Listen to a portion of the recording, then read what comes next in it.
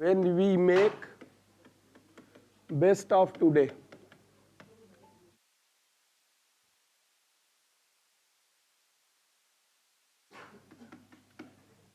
So tomorrow will be better only when we make best of today.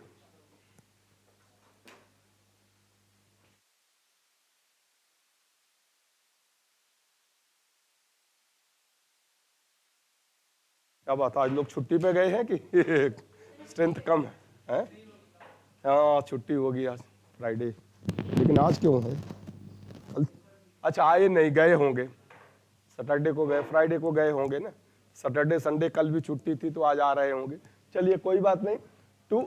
Tomorrow will be better only when we make best of today, यानी कल तभी अच्छा होगा जब हम आज का समुचित उपयोग करेंगे।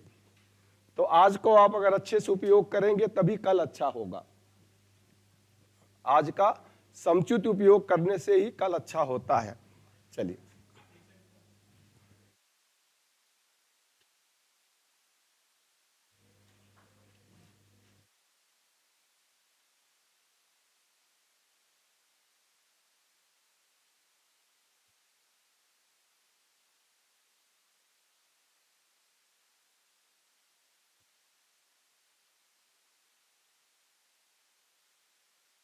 tomorrow will be better only when we make best of today। हो गया? ठीक। चलिए, हम क्वालिटी कंट्रोल टूल डिस्कस कर रहे थे।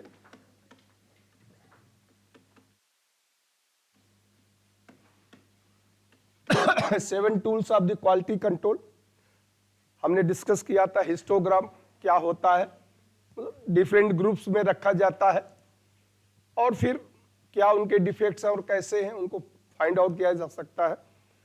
तो स्ट्रेटिफिकेशंस, हिस्टोग्राम स्ट्रेटिफिकेशंस यानी बार के रूप में उसको डिफरेंट्स को रखते हैं। तीसरा हमने शुरू किया था या बताया भी था आपको, चेक लिस्ट, चेक सीट या टैली सीट। तो चेक सीट या टैली सीट में या तो इसे संख्या के अनुसार या क्वालिटी के अनुसार डिफरेंट ग्रुप्स को मैच करते हैं या डिफरेंट ग्रुप्स में रखते हैं, और इसमें फिर टैली जैसा होता है कि हाउ टू आइडेंटिफाई कि किसी भी सिस्टम में या किसी भी प्रोसेस में कितने डिफेक्ट्स आए, तो उसे वो एक टैली रूप में देखते हैं जिससे वो इजीली आइडेंटिफाई हो जाता है। इस सिस्टम की मेन विशेषता ये है कि आप इसका सिंपल प्रेजेंटेशन होता है, सिंपल इसको आप डिस्प्ले कर सकते हैं और इजीली इसको रीड कर सकते हैं। इसलिए ये टैली सिस्टम ज़्यादा पॉपुलर है इंडस्ट्रीज में, to find out the real cause और किस सिस्टम में और कहाँ पे ये काज है और फिर कैसे इसको दूर किया जाएगा। तो मैंने आपको इसमें तो शायद लिखा दिया था। अब इसका एक जैसे एग्जाम्पल्स हम कोई अगर ले लें कि सपोज इधर डिफेक्ट्स है, डिफेक्ट जो भी डिफेक्ट्स आप जैसे 4 डिफेक्ट हम ले लें, ऐसे प्रोडक्शन डिफेक्ट, जैसे हम कहते हैं कि प्रोडक्शन में डिफेक्ट है और ये मटेरियल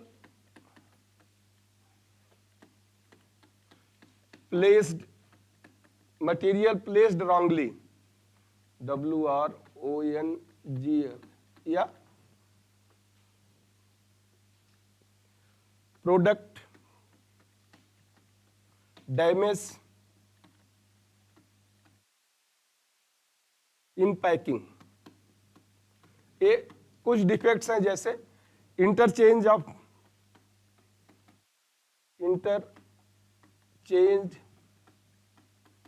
ऑफ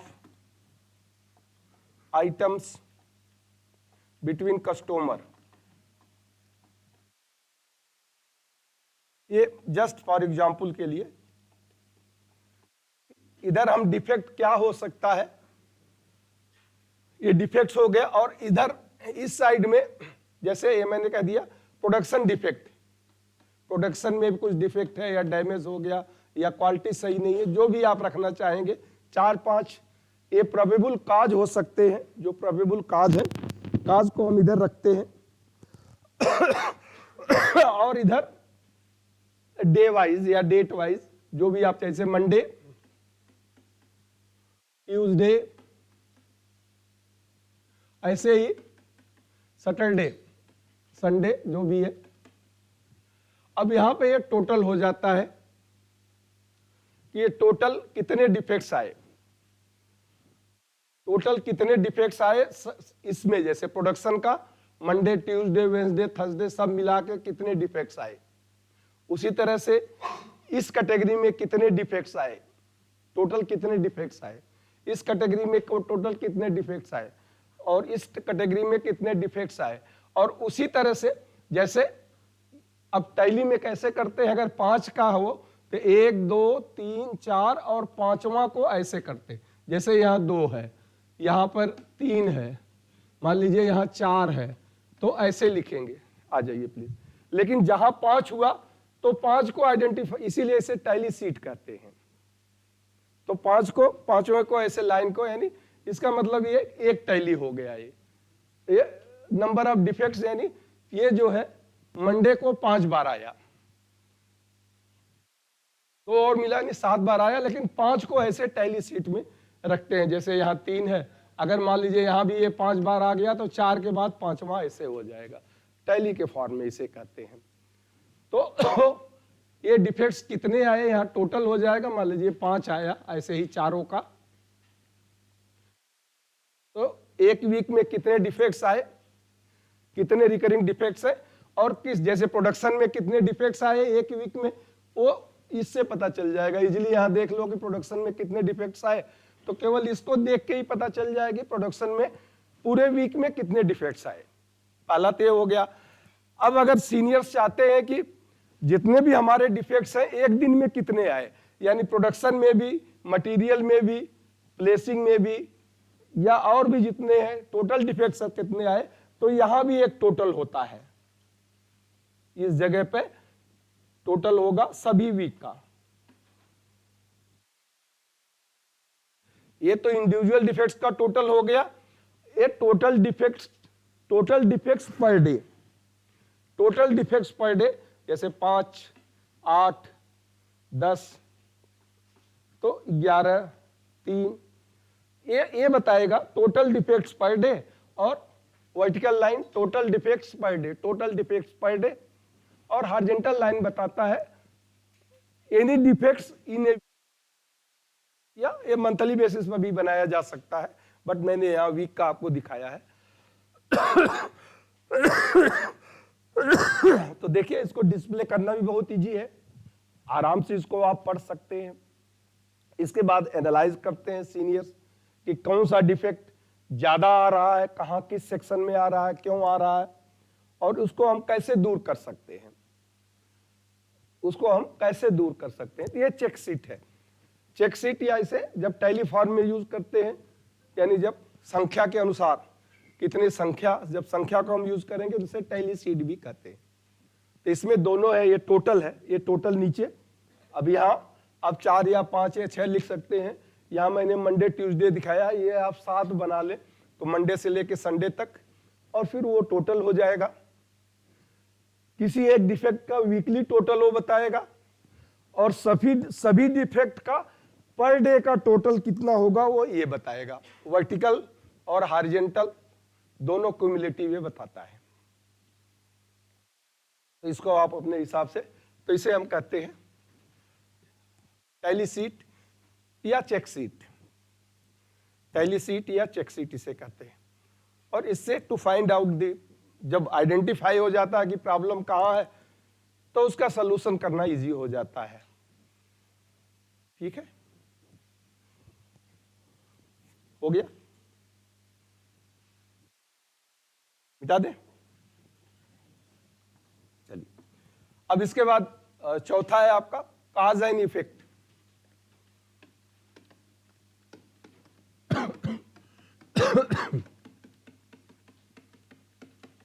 इसे फिश बोन, जैसा मैंने आपको बताया था, फिश बोन और इसोकोवा,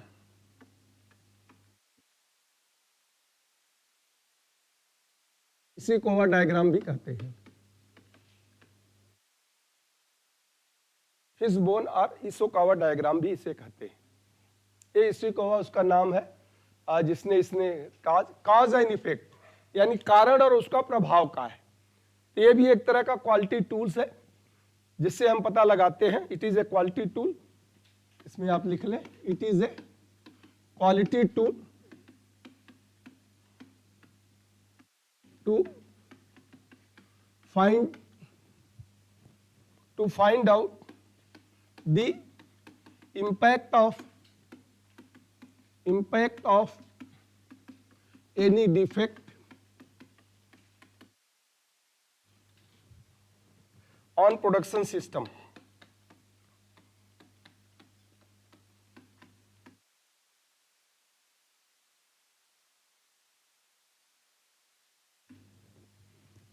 So it is a quality tool to find out the impact of any defect on production system.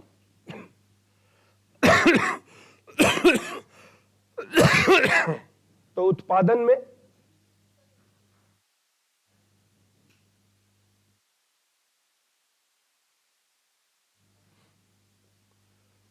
में किस कारण कमी है उसका पता लगाने में यह सहायक होता है। उत्पादन में किस कारण से कमी है, उत्पादन में किस कारण से कमी है उसका पता लगाने में यह सहायक होता है।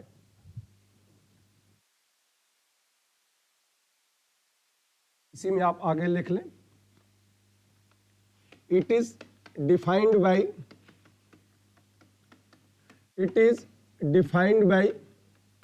placing a major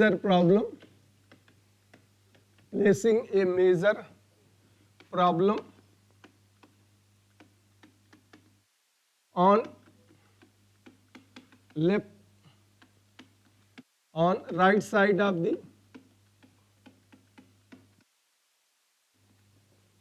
of diagram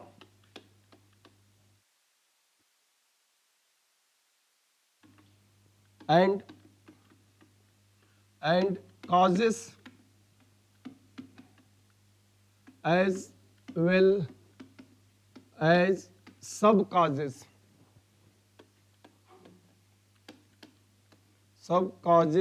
of problem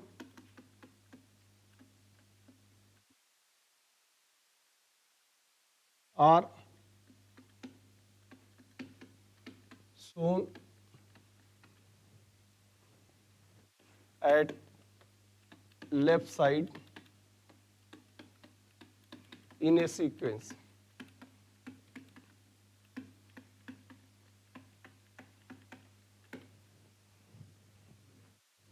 The problems may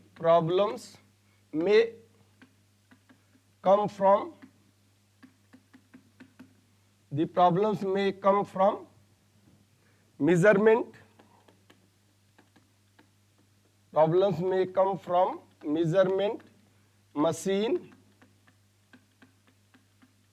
material, method, manpower and environment.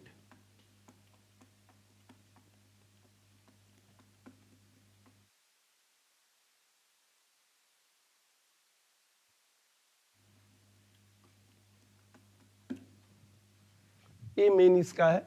It is defined by placing a major problem on right side of the diagram and causes as well as sub causes of problems are shown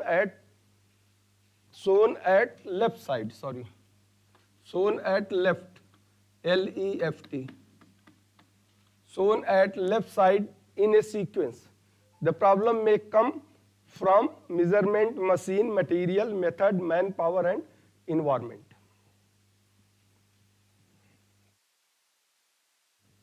हो गया? चलिए इसको आप लिख लें कि इस tool या इस उपकरण के अनुसार इस उपकरण के अनुसार किसी विकट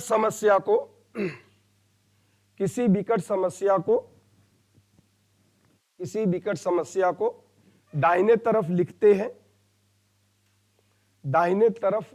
हैं और बाएं तरफ एक क्रम में उस समस्या का मुख्य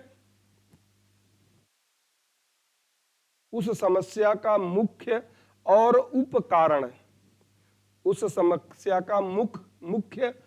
उपकारण एक क्रम में लिखा जाता है। उस उपकारण सब उस समस्या का मुख्य और उपकारण एक क्रम में लिखा जाता है। यह समस्याएं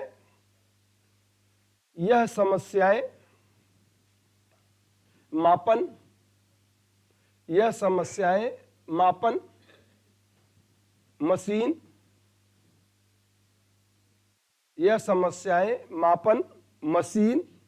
सामान तरीका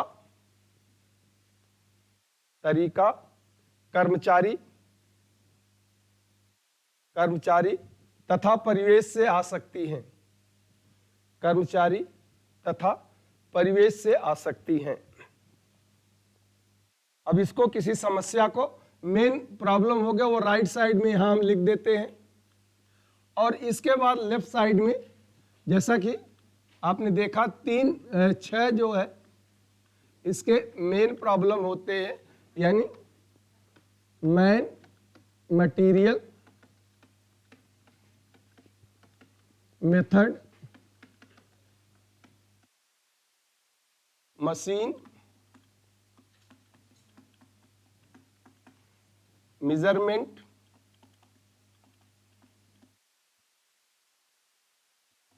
एंड इन्वायरमेंट।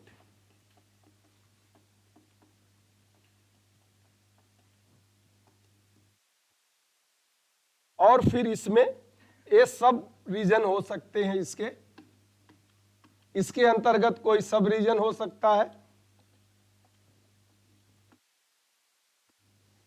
अब एक फिश बोन की तरह ये हो जाता है, इसलिए इसे फिश बोन एनालिसिस भी कहा जाता है। अब वो मेन समस्या है कि मेन समस्या क्यों आ रही है और इसके कारण इन 6 में से कोई 6 तो मुख्य कारण हो गए, और फिर इसके ये सब कारण लिख दिए जाते हैं और फिर इसको एनालाइज किया जाता है कि इसका समाधान कैसे होगा। तो एक तरह से फिश बोन की तरह हो जाता है, इसीलिए इसे फिश बोन एनालिसिस या फिश बोन डायग्राम भी कहा जाता है। इशिकावा ने इसका आविष्कार किया था, तो उसके नाम पर इसे इशिकावा डायग्राम या कॉज एंड इफेक्ट डायग्राम भी कहते हैं। कोई भी मेन समस्या है किस कारण से होती है तो वो इसमें आप कर सकते हैं। अब कोई समस्या है, जैसे यहाँ पे सपोज आपके मेस की समस्या है, तो यहाँ आप लिख दो मेस प्रॉब्लम। सिंपल एक एग्जांपल मैं ले रहा हूं, जैसे प्रोडक्शन में होता है। अब इसके बाद मशीन, यानी उसके पास जो सामान बनाने के कुकर है, प्रेशर कुकर या कोई और इलेक्ट्रिक मशीन है, उसमें वो सही से नहीं काम करता है, और उसका सब सिस्टम क्या होता है कि इलेक्ट्रिसिटी नहीं है, या मशीन बहुत पुरानी है, प्रेशर कुकर बहुत पुराना है, या कोई ओवन है तो ओवन काम नहीं करता है, तो इसलिए जो उसमें गर्म करता है वो गर्म ही नहीं होता है, तो इसलिए उसकी क्वालिटी खराब हो जाती है। बनाने का तरीका, मेथड यानी तरीका नहीं सही है। अब तरीका में क्या है, कैसे बनता है, क्वालिटी सामानों की नहीं सही है। तो इस तरह से आप इसको मेन प्रॉब्लम तो ये 6 होते हैं। अब इस 6 के अंतर्गत सब प्रॉब्लम्स जो हो सकते हैं उसको डिवाइड किया जाता है।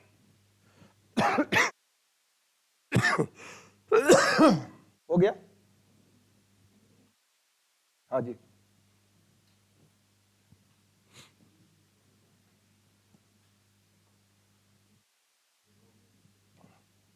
चलिए आगे चलते हैं।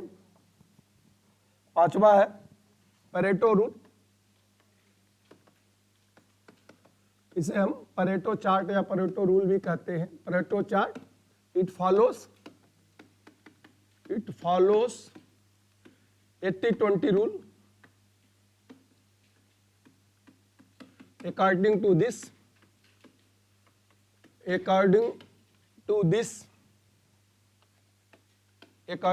this 80%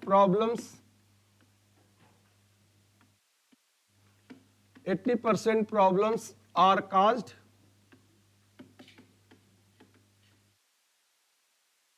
due to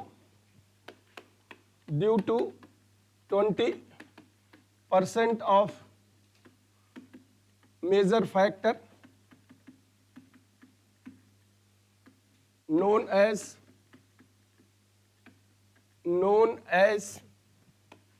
vital few,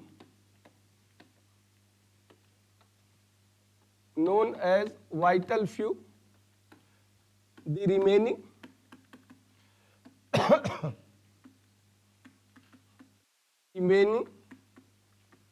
20% of problem are due to 80% of minor factor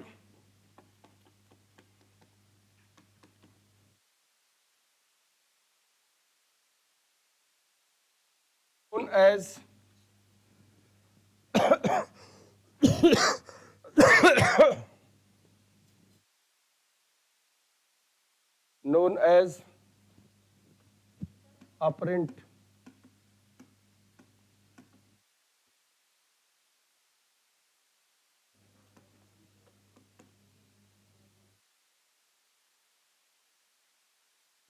apparent more.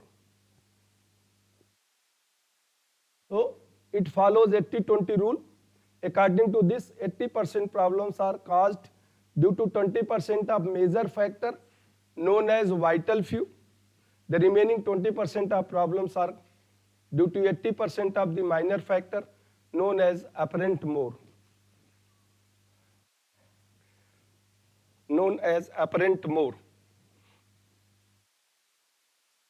हो गया? इसको आप हिंदी में लिख लें कि यह 80-20 के नियम का अनुपालन करता है। यह 80/20 तो ये 80/20 के नियम का अनुपालन करता है, जिसके अनुसार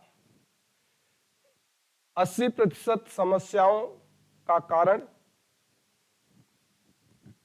इसके अनुसार 80%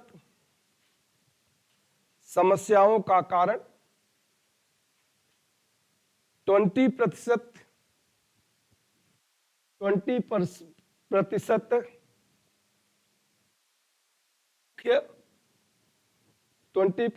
मुख्य कारक होते हैं। फैक्टर, कारक, मुख्य कारक होते हैं, मुख्य कारक होते हैं जिन्हें अति विशेष कहा जाता है, तथा 20% समस्याओं के लिए सामान्य कारक जिम्मेदार होते हैं, तथा 20% समस्याओं के लिए सामान्य कारक जिम्मेदार होते हैं, जिनकी संख्या 80% होती है, जिनकी संख्या 80% होती है। इन्हें दिखने वाले अत्यधिक कारक कहते हैं, अपरेंट मोर। इन्हें दिखने वाले अत्यधिक कारक कहते हैं। तो किसी भी समस्या जो मेजर प्रॉब्लम्स कहीं भी हो, तो 80% problems because of the 20% of the major factors, और 20% प्रॉब्लम्स होती है because of the 80% of minor factors. यानी 80% जो समस्याएं होती हैं वो 20% मुख्य कारण होते हैं उसके, और रिमेनिंग जो है 20% प्रॉब्लम्स है उसके लिए छोटे छोटे मिला के बहुत से कारक हो सकते हैं, वो 80% होते हैं। इसको शो करने के लिए बार डायग्राम, ऐसे बार डायग्राम और इसके साथ में एक लाइन डायग्राम यूज किया जाता है। तो ये होता है प्रतिशत में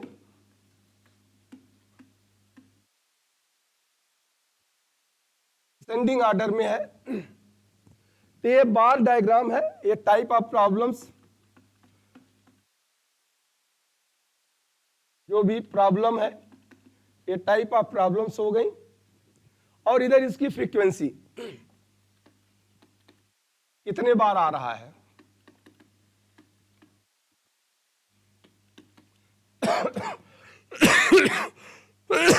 ये लाइन ग्राफ है और ये बार ग्राफ है। तो बार ग्राफ इंडिकेट करता है क्यूमुलेटिव प्रॉब्लम, यानी जो मैंने कहा 80% या 20%, तो क्यूमुलेटिव प्रॉब्लम्स। ये बार ग्राफ जो है ये क्यूमुलेटिव प्रॉब्लम इंडिकेट करेगा।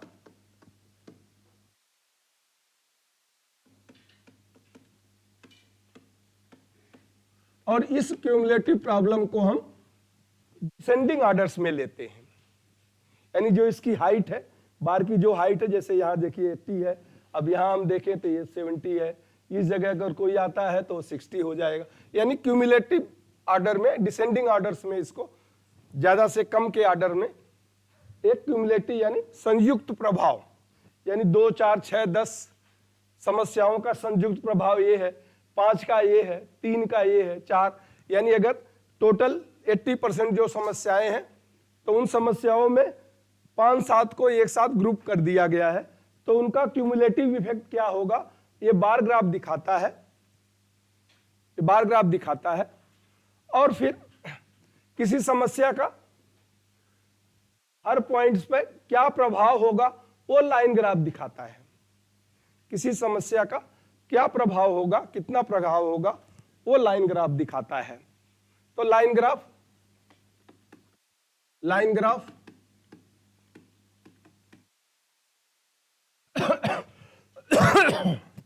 line graph show the line graph show the effect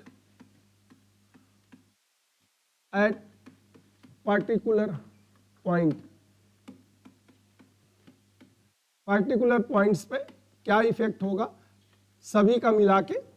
यहाँ पर इस ग्राफ का इधर से और इधर से जितने पॉइंट्स यहाँ है ये होगा, इसके जितने पॉइंट्स हैं ये होगा, इसके जितने पॉइंट्स हैं ये होगा। अब यहाँ से आप सीधा खींचेंगे तो 40% आएगा, यहाँ से आप खींचेंगे तो 80% आएगा, ये मैक्सिमम है यानी 100% आ गया ये।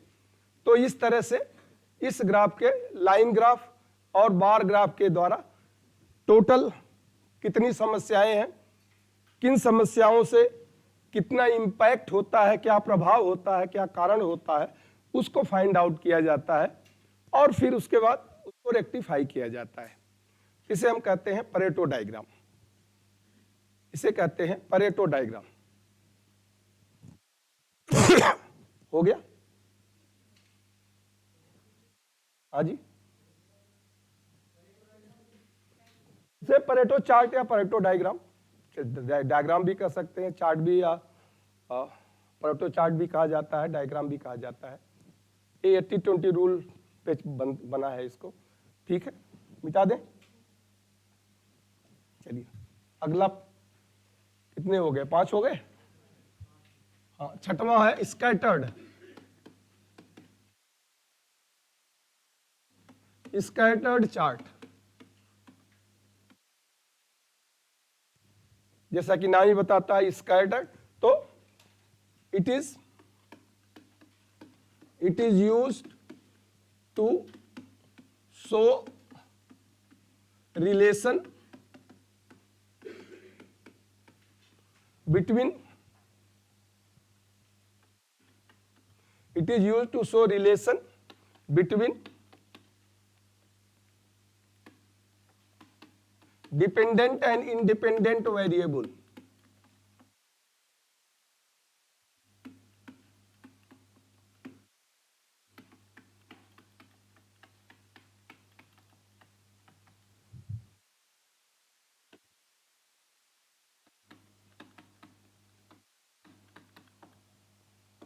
The analysis of chart,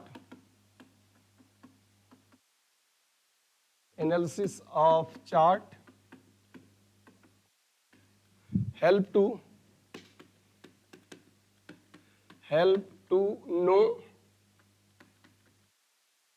the frequency of any defect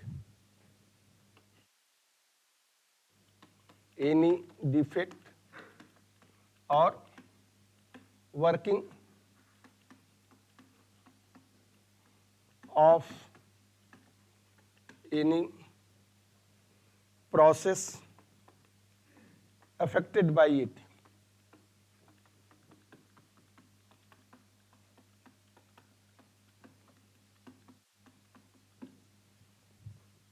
It is used to show relation between dependent, P है ये,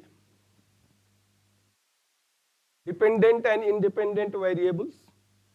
The analysis of chart help to know the frequency of any defects or working of any process affected by it. और working of any process affected by it. ठीक, हिंदी में आप इसको लिख लें कि इस चार्ट के द्वारा स्वतंत्र और निर्भर परिवर्तनीय कारकों, वेरिएबल्स, स्वतंत्र और निर्भर परिवर्तनीय कारकों के आपसी संबंध का और परिवर्तनीय कारकों में आपसी संबंध का पता लगाया जाता है.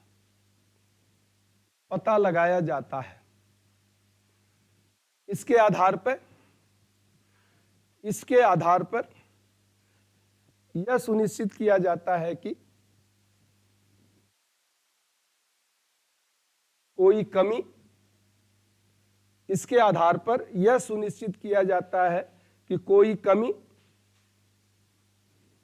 कोई कमी कितनी बार आई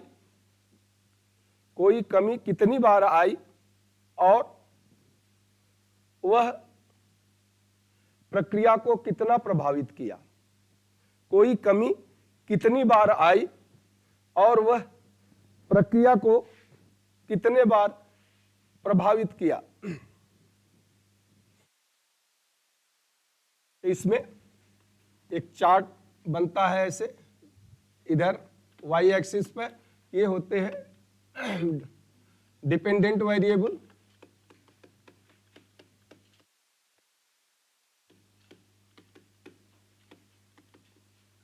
और एक्स एक्सिस पर इंडिपेंडेंट वेरिएबल.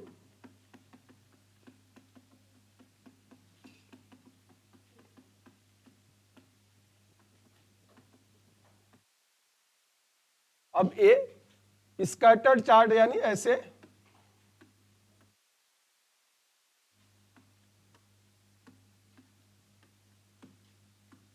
यहां पे इसकी डिपेंडेंट वेरिएबल्स की फ्रीक्वेंसी हो जाती है और ये जो डिपेंडेंट वेरिएबल्स है ये स्कैटर्ड चार्ज है. अब ये जो सर्किल इंडिकेट करती है intersection point between the dependent variables and independent variables. तो डिपेंडेंट और इंडिपेंडेंट वेरिएबल्स का ये intersection point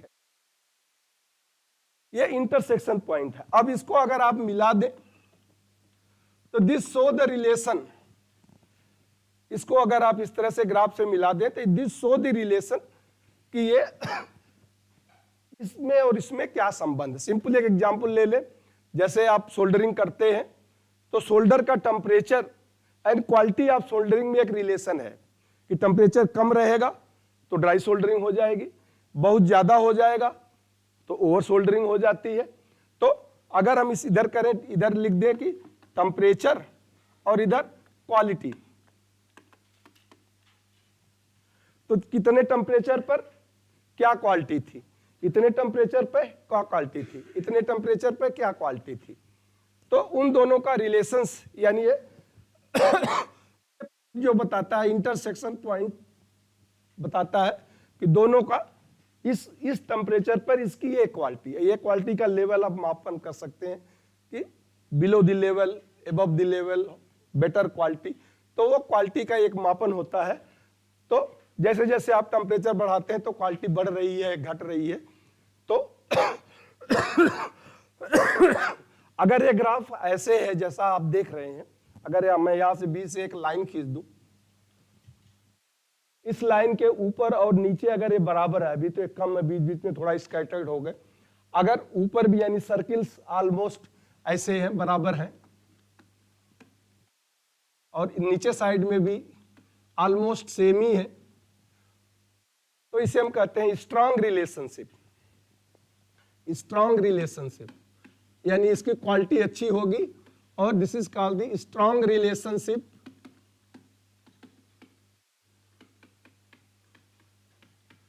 between the variables. अगर ये लाइन के दोनों तरफ के ग्राफ यानी जो सर्किल छोटे छोटे हैं, इसे हम स्कैटर्ड ग्राफ कहते हैं। अगर ये स्कैटर्ड एक पैटर्न में है, एक लाइन में है, तो इसे हम कहते हैं स्ट्रांग रिलेशनशिप। और ये अगर ऐसे नहीं है, बहुत दूर दूर है, जैसे आप करें ये लाइन आपने खींचा और ये यहाँ है, ऐसे है, स्कैटर्ड है, दूर है, यहाँ पर है, तो इसे आप कहेंगे वीक रिलेशनशिप।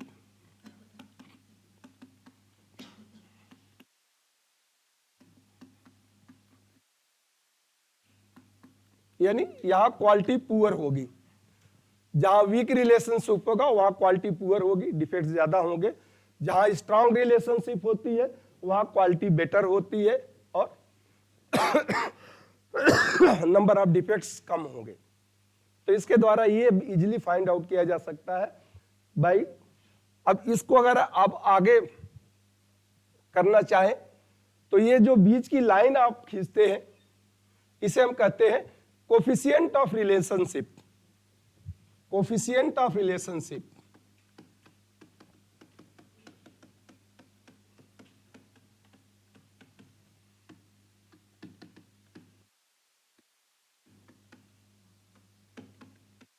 सहसंबंध गुणांक। कोफिशिएंट ऑफ रिलेशनशिप, सहसंबंध गुणांक। कुछ याद आया? कहीं हमने डिस्कस किया था सहसंबंध गुणांक है?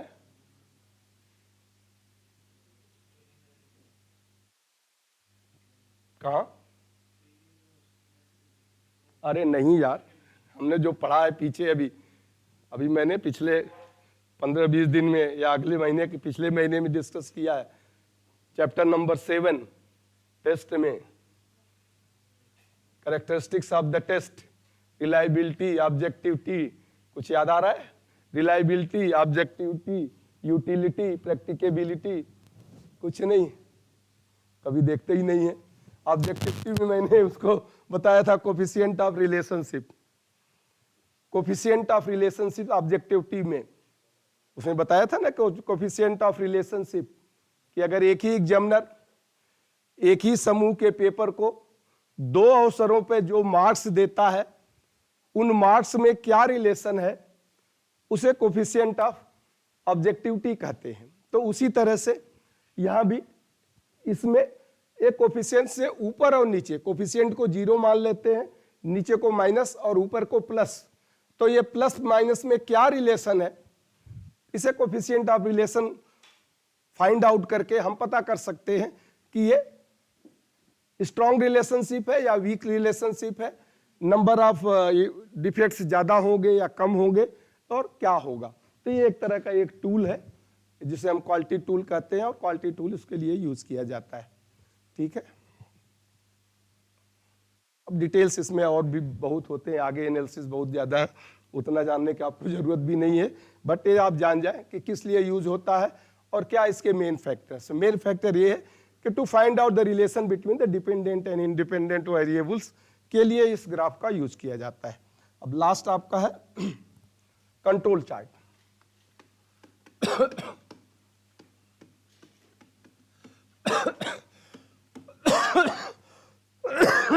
कंट्रोल चार्ट या इसे हम सी वाट, जिसका नाम था CWHART, सी वाट चार्ट भी कहते हैं। कहीं आप कंपटीशन में जाओगे तो वहां भी आते हैं ये चार्ट्स, कहीं कहीं 1-2 लाइन का किस लिए यूज किया जाता है या इसके रिलेशंस के लिए कौन सा चार्ट यूज किया जाता है, इस एग्जाम में भी आ सकता है। लेकिन जनरली ये तो जनरल है आजकल, जो क्वालिटी कंट्रोल तो आजकल एक जनरल नॉलेज का सब्जेक्ट हो गया है, केवल मैनेजमेंट का ही नहीं रहा, ये तो एक जनरल नॉलेज का सब्जेक्ट अभी बन चुका है। तो कंट्रोल चार्ट जैसा कि नाम इसका बताता है, it is use to determine, 1-2 line लिख लीजिए बस, it is use to determine whether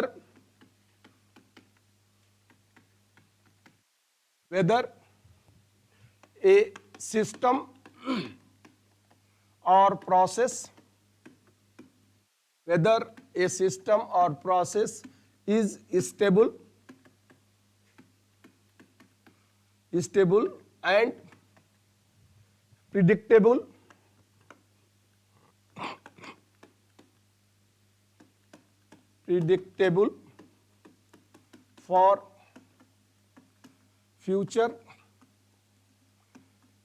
predictable for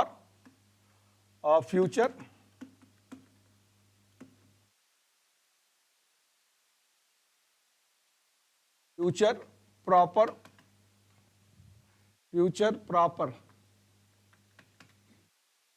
performance or not.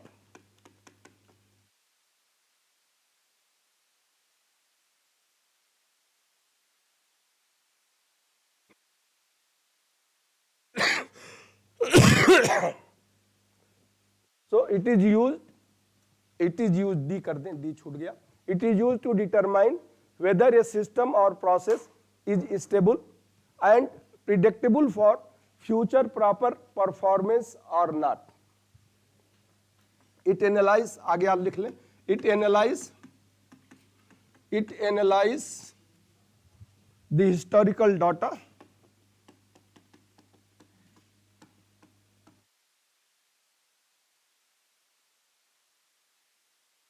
with current data to provide the result.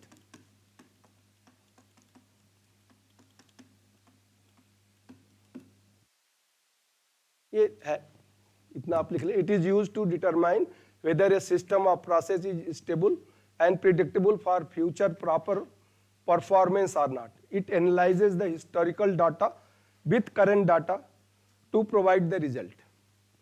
To provide the, Hindi में आप लिख लें, कोई प्रक्रिया या तंत्र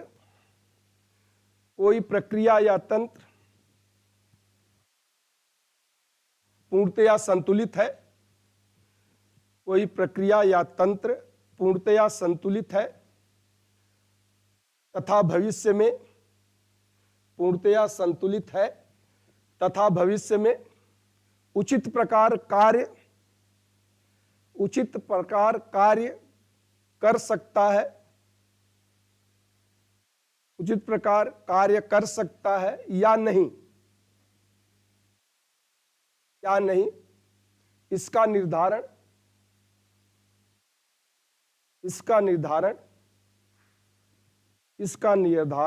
नियंत्रित चार्ट के माध्यम से किया जाता है। इसका निर्धारण नियंत्रित चार्ट के माध्यम से किया जाता है। नियंत्रित चार्ट के माध्यम से किया जाता है। इसके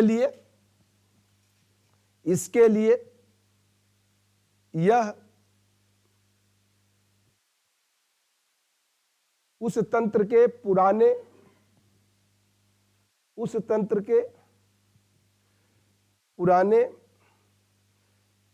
कार्य विवरण का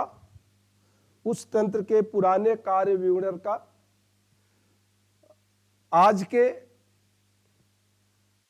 के कार्य परिवेश से तुलना करके परिणाम बताता है।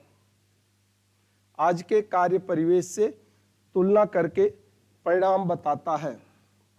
चलिए, इसके लिए ये सिस्टम जो भी है, सिस्टम्स का जो डाटा होता है, यानी एक तरफ डाटा होगा जो उसका प्रीवियस रिकॉर्ड है, यानी जिसे हम हिस्टोरिकल रिकॉर्ड कहते हैं, और एक तरफ प्रेजेंट रिकॉर्ड, यानी आज कैसा काम कर रहा है, प्रेजेंट वेरिएबल्स या रिकॉर्ड आप कह सकते हैं। अब इसके लिए ये क्या करता है कि एक एवरेज जितना परफॉर्मेंस अगर इसका सही है, जिसे हम कहते हैं सेंट्रल लाइन,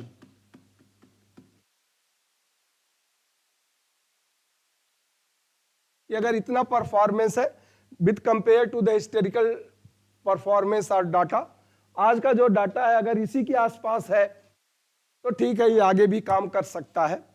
लेकिन अगर इससे ऊपर है तो यहाँ एक लाइन होती है और इसके नीचे इसे हम कहते हैं अपर कंट्रोल लाइन,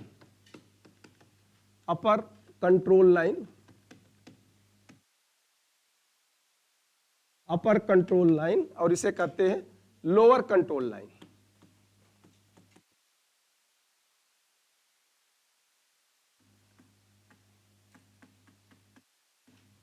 तो एक सेंट्रल लाइन होती है, एक अपर कंट्रोल लाइन और एक लोअर कंट्रोल लाइन। ये तीन इसके पैरामीटर हैं, UCL, CL एंड LCL। तो ये तीन पैरामीटर्स में, ये इनके पैरामीटर्स का एक ग्राफ बनाता है, 1 महीने 2 महीने 4 महीने का पैरामीटर्स। पुराना जो ग्राफ था 1 साल का, वो तो पुराना पैरामीटर्स ले लेगा, वो इधर रख के, और आज जो इसका वर्किंग पैरामीटर्स है 1 महीने का क्या है, इसके अनुसार ये ग्राफ बनाता है कि इसकी वर्किंग क्या है, और ये वर्किंग एवरेज वर्किंग निकालता है, यानी शुरू करता है यहां से कि इसकी वर्किंग क्या है। सपोज इसकी वर्किंग कुछ ऐसे है,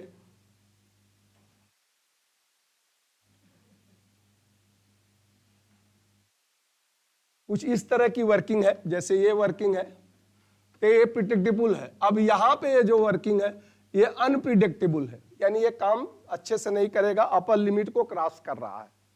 उसी तरह से अगर ये लोअर लिमिट को जैसे यहाँ क्रॉस कर रहा है, तो अगर ये है तो इट इज नॉट प्रिडिक्टेबल, कि आगे काम अच्छा नहीं करेगा। और इसके बीच में अगर है, ठीक है, अपर लिमिट में है, कुछ करेक्शन की जरूरत है, या लोअर लिमिट में है, कुछ करेक्शंस की जरूरत है, लेकिन अगर इस लाइन को नहीं क्रॉस कर रहा है तो इसका मतलब ये प्रिडिक्टेबल है कि फ्यूचर में भी अच्छे तरह से सिस्टम काम करेगा।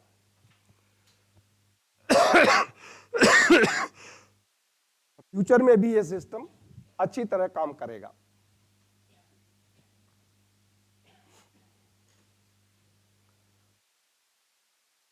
ठीक है, तो इसके अनुसार ये एक प्रीवियस डाटा जो हिस्ट्री डाटा शीट है कि कैसे उसने काम किया था, और आज के डाटा शीट का उसका एक एवरेज निकालते हैं, और ये एवरेज सेंट्रल लाइन मान के एक उसका कंपेयर करते हैं कि वो आगे कैसे कार्य कर रहा है, कार्य प्रणाली उसकी क्या है, और फिर वो ग्राफ में देखते हैं कि अगर इसके इन दोनों लिमिट्स के अंदर है, यानी ऊपर नहीं जा रहा है नीचे नहीं जा रहा है, इसके बीच ही इसकी फंक्शनिंग मैक्सिमम है, it means it is predictable.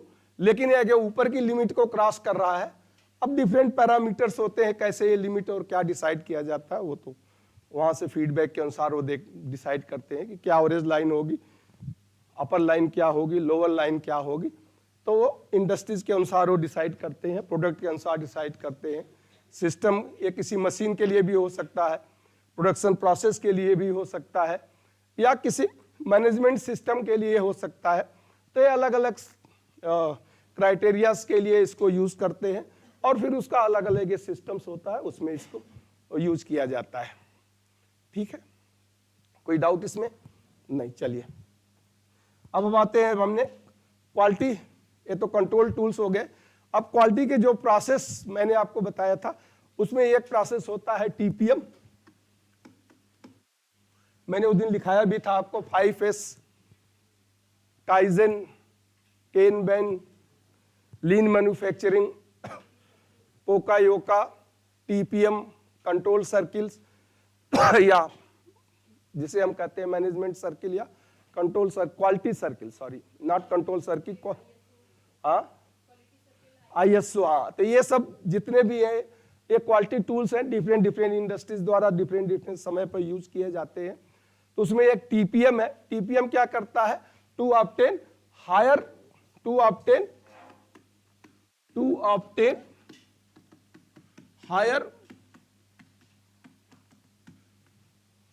Productivity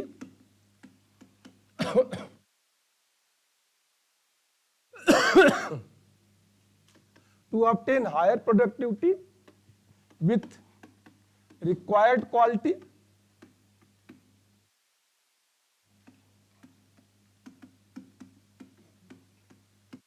using all resources effectively।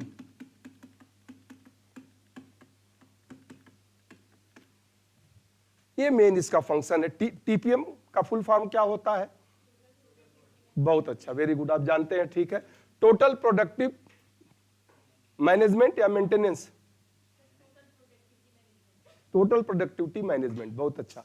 तो संपूर्ण गुणवत्ता प्रबंधन, तो इसमें क्या है? दोनों चीज है कि आपको हायर प्रोडक्टिविटी भी चाहिए और हायर क्वालिटी भी चाहिए, और जितना भी संसाधन है उसका, तो उपलब्ध संसाधन, हिंदी में आप लिख ले, उपलब्ध संसाधनों का समुचित उपयोग करके, उपलब्ध संसाधनों का समुचित उपयोग करके उच्च स्तर की उत्पादकता, संपूर्ण संसाधनों का समुचित उपयोग करके उच्च स्तर की गुणवत्ता, उच्च स्तर की क्वालिटी के साथ प्राप्त करना। उच्च स्तर की गुणवत्ता उच्च स्तर की क्वालिटी के साथ प्राप्त करना, संपूर्ण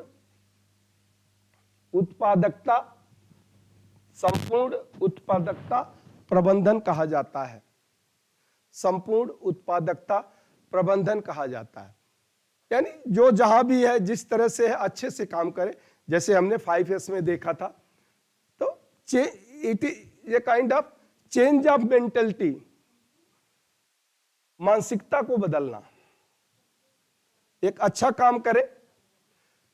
क्योंकि जो भी व्यक्ति जिस जगह पे जैसा भी काम कर रहा है, जो उसका कार्य है उसको वो अच्छे से करे, चाहे जो भी उसका कार्य है उसको अगर वो अच्छे से करता है, उसके एक मॉरली अपडेटेड हो कि मुझे ये काम दिया गया तो मैं इसे अच्छा से करूं, ये मेरा काम है तो मैं इसे अच्छा से करूं।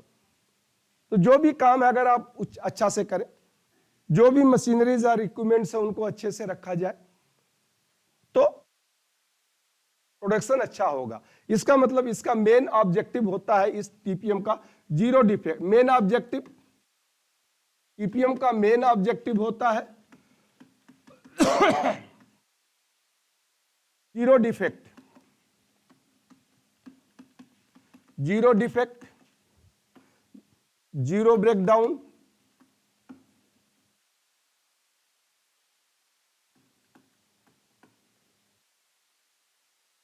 Zero hindrance in production.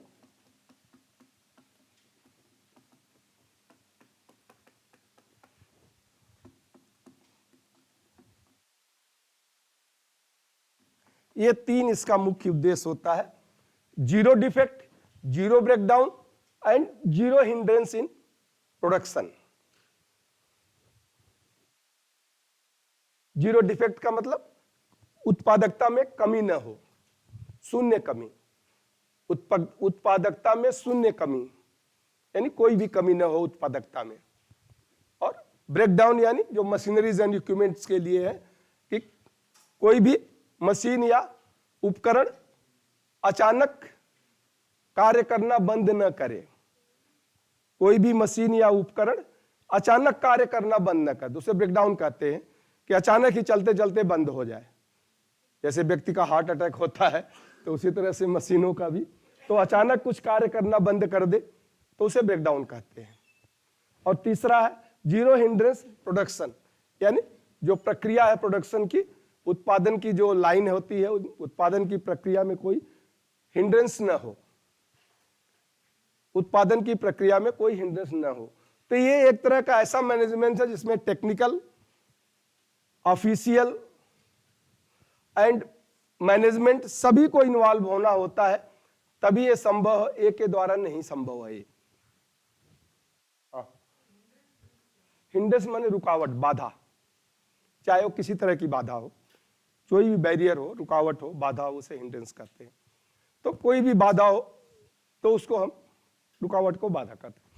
चलिए, अब इसके लिए बहुत से सिस्टम्स हैं, आप नेट पे अगर सर्च करेंगे गूगल पे तो टीपीएम का बहुत ही है।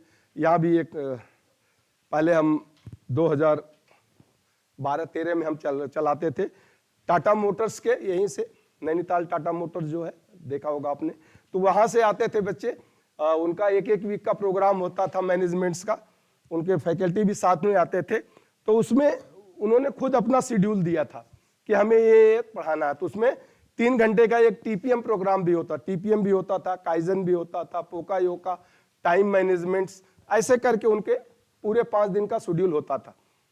तो उसमें भी ये टीपीएम था। तो टीपीएम को अगर आप सर्च करेंगे तो इसके बहुत से, अब ये क्या क्या मेन फैक्टर्स है, कहाँ कहाँ ये इंडस्ट्रीज में ये देखा जाता है कि क्या ये करना चाहिए, तो उसको हम कहते हैं pillars of the टीपीएम्स।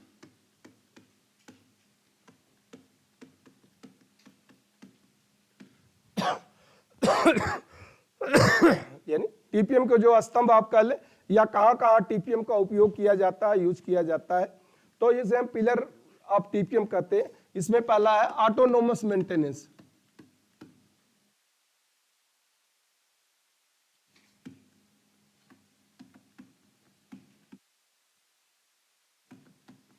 Autonomous maintenance.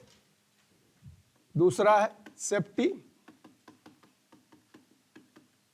Safety, health and environment.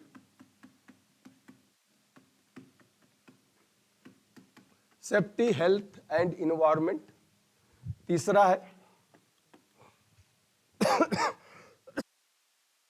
है क्वालिटी मैनेजमेंट।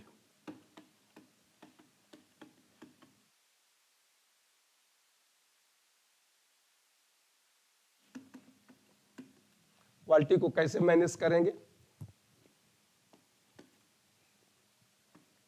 ट्रेनिंग, सबके लिए ट्रेनिंग जरूरी है। ऑफिस मैनेजमेंट,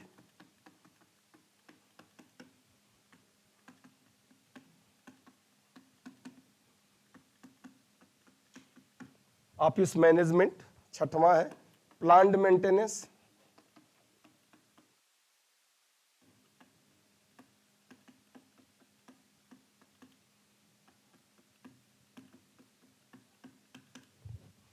सातवां है continuous improvement, continuous improvement.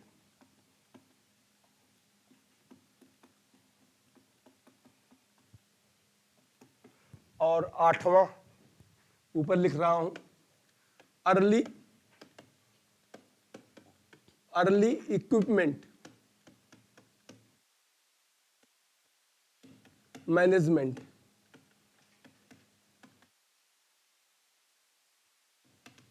Early equipment management कहीं कहीं पर इसे, इसीलिए ये जो 8 है तो इसे कहते हैं 8 पिलर ऑफ टीपीएम। अगर आप सर्च करोगे नेट पे 8 पिलर ऑफ टीपीएम तब भी आ जाएगा, बट आजकल 1-2 इसमें बढ़ा भी दिया है और भी क्वालिटी और सर्किल्स को भी इसमें इंक्लूड किया है। बट 8 पिलर ऑफ टीपीएम ये है: autonomous maintenance, safety, health and environment, quality management, training, office management, plant maintenance, continuous improvement and early equipment management. ये पूरे टोटल, इसीलिए इसे टोटल प्रोडक्टिव मेंटेनेंस कहते हैं कि केवल मैनेजमेंट पर ही निर्भर नहीं रहे, केवल जो काम करने वाले हैं उन्हीं को हम न देखें, बल्कि सिस्टम्स को भी देखें, जो ऑफिस में काम करते हैं उनको भी देखें कि समय पर उनको भी पता है कि क्या क्या करना है कि नहीं करना है। जो हमारे इक्विपमेंट्स आ रहे हैं उनकी क्वालिटी भी हम चेक करें, जो हमें मेंटेनेंस मशीनों पर करना है प्रॉपर उस समय पर करें। तो वो सब पूरा हर चीज को जब देखेंगे तो बड़ा डिफिकल्ट है ये टोटल मेंटेन करना। बट अगर ऐसा हो जाता है तो डिफेक्ट जनरली कम हो जाएगा या नहीं होगा। अब जैसे इसमें कहते हैं ऑटोनोमस मेंटेनेंट, ऑटोनोमस मतलब स्वतः मरम्मत।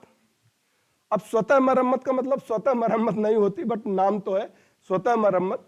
ऐसे जापानीज में जीसो हिजान कहते हैं, तो चलिए जापानीज छोड़ दें आप। ऑटोनोमस मेंटेनेंस का मतलब ये होता है कि कुछ जिस इक्विपमेंट्स पर, जिस मशीन पे, जिस व्हीकल पे कोई काम करता है तो काम शुरू करने से पहले उसका कुछ मेंटेनेंस या कुछ चेक करना होता। जैसे ड्राइवर ही है, अब ड्राइवर अगर किसी कार को या किसी व्हीकल को चलाता है तो उसके कुछ मेंटेनेंस के रूल्स दिए गए हैं कि भाई आप ब्रेक चेक कर लो, लाइट चेक कर लो, ऑयल एंड ग्रीस चेक कर लो, टॉपिंग अगर कुछ करना है तो उसको कर लो, सफाई कर लो। तो ये सिस्टम्स हैं चलने। आप अपनी मोटरसाइकिल भी चलाते हो तो सिंपली निकालते हो और चल देते हो, ऐसा नहीं है। आप भी देखते हो पेट्रोल है कि नहीं, क्लच और गियर ठीक है कि नहीं, कुछ ऐसा तो नहीं डैमेज हो गया है, या रात में झटका लगा था आते समय तो आप देख लोगे यार क्या डैमेज हो गया, कोई लाइट तो नहीं टूट गई। तो ये जो मेंटेनेंस होता है इंडस्ट्रीज में भी ऐसे ही, जिस मशीन पर जो काम कर रहा है या ऑफिस में भी जो काम कर रहा है तो पहले ही देख ले कि कंप्यूटर ऑन करते ही सही काम कर रहा है, कोई एंटीवायरस या वायरस तो नहीं है। कुछ आपने लेटर या ऑर्डर टाइप किया, पता चला पूरा टाइप नहीं हो रहा है, जो 10 मिनट में होना चाहिए 1 घंटे लग रहा है, जो सिस्टमेटिक काम होना चाहिए वो नहीं हो पा रहा है। तो ये टीपीएम कहता है कि not only in the technical side but administrative side में, स्टोर में देखिए कि जो सामान आना चाहिए वो आ रहा है, क्वालिटी कंट्रोल का जो चेक होना चाहिए वो हो रहा है, प्रोसेस सही तरह से फॉलो हो रहा है। तो सबका एक सिस्टमेटिक तरीका हो कि कहां पर लैगिंग है, कहां पे ज्यादा है, कहां पे कम है। तो ये पहला ऑटोनोमस मेंटेनेंस यानी जनरल मेंटेनेंस कह सकते हैं आप इसे, कि before starting the machine, before starting the system, before starting your work, जो भी आप डेली कर रहे हैं, लेकिन एक हैबिट बनाइए उसे चेक करने की। ठीक है। दूसरा है सेफ्टी, हेल्थ एंड इन्वायरमेंट। ये तो मैनेजमेंट को देखना है कि जो भी एम्प्लॉइज हैं उनकी सुरक्षा हो, उनके स्वास्थ्य का ध्यान रखा जाए, और परिवेश जहां वो काम कर रहे हैं, नहीं ज्यादा गर्मी ना हो, ज्यादा लाइट ना हो, बैठने की सुविधा हो, वह लंच आवर में खाना खाने के लिए कोई जगह हो, पीने की पानी की सुविधा हो, टॉयलेट्स की सुविधा हो, मतलब जनरल एमिनिटीज जिसे आप कहते हैं, हमने वर्कशॉप में डिस्कस किया था। तो वो सब सेफ्टी, हेल्थ एंड इन्वायरमेंट्स में आता है। और इसीलिए आजकल गवर्नमेंट ने जो ESI की स्कीम शुरू की है, जो गवर्नमेंट जो इंडस्ट्रीज में काम करने वाले हैं उनके लिए ESI की स्कीम मस्ट है। और ESI में फिर वो इंडस्ट्री को ही पैसा देना होता है, एम्प्लॉइज को नहीं देना होता है, इंडस्ट्री ही पैसा देती है। और अगर कोई आपको मेजर कोई बीमारी, कोई भी बीमारी हो जाती है तो आप ESI में जाएं, ये गवर्नमेंट की स्कीम है। एम्प्लॉइज का भी कटता है कुछ परसेंटेज और कुछ उनका भी कटता है, बट मैक्सिमम परसेंटेज उन्हीं का कटता है। तो एम्प्लॉइज का भी कटता है, ऐसी बात नहीं, सही कर रहे हैं, बट मेजोरिटी जो है उसी का कटता है, जहां से है एम्प्लॉयर का ही कटता है। तो ये जरूरी है कि इसका ध्यान रखा जाए। तीसरा है क्वालिटी मैनेजमेंट। तो हर लेवल की क्वालिटी, जो भी क्वालिटी होती है उसको मेंटेन रखना, ये तो क्वालिटी में हम डिस्कस ही कर रहे हैं। तो हम है ना, तो क्या आपने पढ़ने में क्वालिटी मेंटेन कर रहे हैं जैसे पढ़ना चाहिए? क्या कल कोई कंपटीशंस के लिए आपने भरा है तो उसकी तैयारी कर रहे हैं? क्या जनरल नॉलेज या जनरल इंग्लिश का लेवल है, क्या आपका स्पीकिंग पावर सही है, क्या आपका कम्युनिकेशन सही है। ये सब जितने भी मैंने क्या बोला है आप कहीं लिख के रख लो कि आप कम्युनिकेट कर सकते हो, प्रेजेंट कर सकते हो, असर्टिवली अपने को एक्सप्रेस कर सकते हो, आप अग्रेशन यानी गुस्सा आपको नहीं आता है, उग्र स्वभाव आप नहीं दिखाते हो। ये सब है क्वालिटी, एक ह्यूमन की क्वालिटी है, तो वहां भी होना चाहिए आपके अंदर है कि नहीं। अब वो आप खुद अपनी एनालिसिस करें और देखें कहाँ कमी है, उसको कैसे सुधार करेंगे। तो इसी तरह से किसी भी प्रोडक्शन लाइन में डिफरेंट सेक्शंस होते हैं, प्रोडक्शन लाइंस होती हैं, स्टोर्स होते हैं, क्वालिटी कंट्रोल चेक्स होते हैं, सेफ्टी डिपार्टमेंट्स होता है, पैकेजिंग डिपार्टमेंट होता है, कस्टमर्स होते हैं, डीलर्स होते हैं, रिटेलर्स होते हैं। तो सबके साथ एक क्वालिटी चेक्स होती है। क्वालिटी का, हाँ प्लीज। अच्छा वो, अच्छा मैं उधर ज्यादा हो गया ओह, पहले नहीं बताया, वो तो आधा समझ नहीं आ रहा होगा आ रहा था। हाँ चलो आप इधर हो, कोई बात नहीं मैं तो इसलिए लिखा था इसलिए इधर आ गया था। चलो तो ये सब होना चाहिए, करना चाहिए। क्वालिटी में training is the very important part. बड़े बड़े जो इंडस्ट्रीज है उनका अपना ट्रेनिंग सेंटर है। जो टाटा मोटर हमारे यहाँ भेजता था ट्रेनिंग के लिए, उसने खुद अपना ट्रेनिंग सेंटर खोल दिया। मैनेजमेंट्स का एक वीक का वो ट्रेनिंग खुद देते हैं। तो training for all, not only technical person, training for supervisors, training for managers, training for working in the office. Office में भी देखिए आजकल अलग अलग तरह के कंप्यूटर्स पे सॉफ्टवेयर आ गए हैं, सब काम करना पड़ता है। मेल मर्जिंग करना है, 1000 लोगों को अगर मेल भेजना है तो एक एक करके टाइप करते रहेंगे तो कितना समय लगेगा। लेकिन वही अगर एड्रेस सबका है, मेल मर्जिंग कर दिया तो तुरंत चला जाए। पावर पॉइंट है, दूसरे केवल टाइपिंग ही नहीं है, वर्ड्स में भी नहीं काम करना है, पावर पॉइंट है, फाइनेंस के अलग अलग टूल्स होते हैं। तो जो आपके एडमिनिस्ट्रेटिव सेक्शन है, फाइनेंशियल सेक्शन है, तो उन सभी सेक्शंस के लिए जरूरी होता है कि उसमें जो भी काम करे उसको क्वालिटी हो, और समय समय पर जो चेंजेस हो रहे हैं उसके लिए उसको ट्रेनिंग दिया जाए। Office management specially for the office वालों के लिए, ये ट्रेनिंग तो सबके लिए है। जनरल ट्रेनिंग स्टोर वालों की होगी, टेक्निकल वालों की होगी, प्रोडक्शन लाइन की होगी, but office management only for the office. कि कितने समय में कोई लेटर टाइप करना है, पावर पॉइंट बनाना है तो कितना समय लगेगा, कोई एक्सेल सीट बनानी है तो कितना समय लगेगा, कितना मेल्स भेजने हैं इतने लोगों को तो कितना समय लगेगा, कॉन्टैक्ट लेटर बनाना है तो कितना समय लगेगा। तो इन सब की ट्रेनिंग उनको दी जाती है। प्लांट मेंटेनेंस ये टेक्निकल काम है, अलग अलग तरह के प्लांट मेंटेनेंस होते हैं, जैसे पीरियाडिक मेंटेनेंस या शेड्यूल मेंटेनेंस हम कहते हैं कि वो हर मशीन का दिया रहता है कि ये मशीन आ गई, इतने घंटे चलने के बाद ये मेंटेनेंस करना होगा, इतने घंटे चलने के बाद, जैसे आपकी व्हीकल ही है तो इतने घंटे के बाद इसका ऑयल चेंज कर देना है। तो उसे हम कहते हैं शेड्यूल्ड मेंटेनेंस होते हैं। कुछ होता है प्रिडिक्टिव मेंटेनेंस, वो लॉग बुक में दिया रहता है कि ये आप कर लो नहीं तो ऐसा हो जाएगा। इसको आप समय समय पर चेक करते, जैसे क्लच और गियर आप चेक करते हो कि समय समय पर चेक करते रहो नहीं तो ब्रेकेज हो जाए, उसे हम कहते हैं प्रिवेंटिव मेंटेनेंस। और तीसरा होता है तीसरा जो मेंटेनेंस हम कहते हैं प्रिडिक्टिव मेंटेनेंस। एक निश्चित समय के बाद किसी न किसी इक्विपमेंट्स में कमियां आती हैं तो उसका एक मेजर ओवरहालिंग होती है जिसे हम प्रिडिक्टिव मेंटेनेंस कहते हैं। और लास्ट है ब्रेकडाउन मेंटेनेंस, अगर हो गया ब्रेकडाउन तो फिर तो सब कुछ रोक के जबरदस्त उसको मेंटेनेंस करना पड़ता है। और आज का जो कंसेप्ट है वो क्या है, मेंटेनेंस फ्री। अब देखिए बैटरी भी आने लगी, पहले बैटरी को चार्ज करो ये करो, आजकल बैटरी को यूज करो और थ्रो कर दो। जैसे मैंने रेडियो और टीवी बताया, अब रेडियो में कोई भी मेजर मेंटेनेंस नहीं है। मैक्सिमम जो इलेक्ट्रॉनिक इक्विपमेंट्स हैं देखिए मेंटेनेंस फ्री आ रहे हैं, उसके ब्लॉक्स हैं, एक ब्लॉक में अगर कुछ गड़बड़ी आ गई तो पूरा एक ब्लॉक निकालो दूसरा डाल दो। तो मेंटेनेंस फ्री का भी कंसेप्ट आ रहा है जो मेंटेनेंस को धीरे धीरे कम करता जा रहा है। कंटिन्यूअस इंप्रूवमेंट, ये तो हमने पहले भी बताया है कि बिना किसी कास्ट के, ओनली चेंजिंग दी मेंटेलिटी। अपनी मानसिकता को बदल के हम कुछ न कुछ सुधार कर सकते हैं। जो भी आप सुधार करना चाहें, तो इंडस्ट्रीज में कोई भी सुधार करना हो तो उस सुधार के लिए जो छोटे छोटे रीजंस होते हैं उसमें आप सुधार करके उसको आप प्राप्त कर सकते हैं। चलिए, और लास्ट है अर्ली इक्विपमेंट्स, यानी जितने भी इक्विपमेंट्स हैं उनका प्रॉपर चेकिंग हो कि उसमें कोई डिफेक्ट्स तो नहीं है, और डिफेक्ट्स है तो तुरंत उसे वापस किया जाए, यानी बिफोर यूज। तो ये इसे हम कहते हैं TPM, total quality maintenance. 6 sigma men जो है वो जस्ट मैं एक को दो पॉइंट बता देता हूं, और तो आपको डिटेल चाहिए तो आप नेट में सर्च करिए।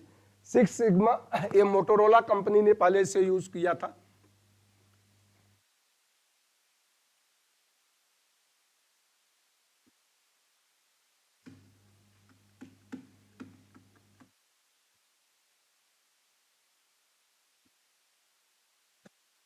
It is A management strategy, इसे हम कहते हैं मैनेजमेंट की एक नीति है ये।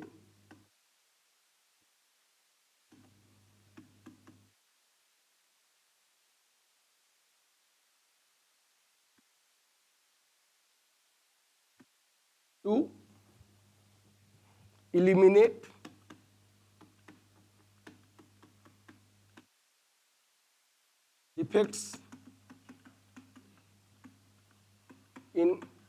defects in process